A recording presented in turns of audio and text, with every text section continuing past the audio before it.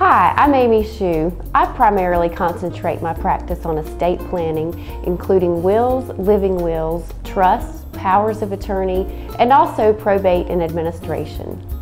Going to a lawyer can be intimidating. Actually, I think that's because most people expect lawyers to be aloof, which is how the media often portrays us. So I work hard to dispel those notions. As soon as clients sit down with me, they see that I'm an easygoing person who genuinely cares. I keep the focus on my clients, their goals, and what I can do to help them accomplish their goals.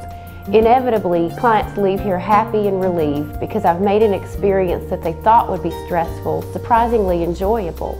I also handle matters such as collection issues and contract negotiations for local small business clients. I value the long-standing relationships I have with these clients, and I believe my services add value to their businesses in turn.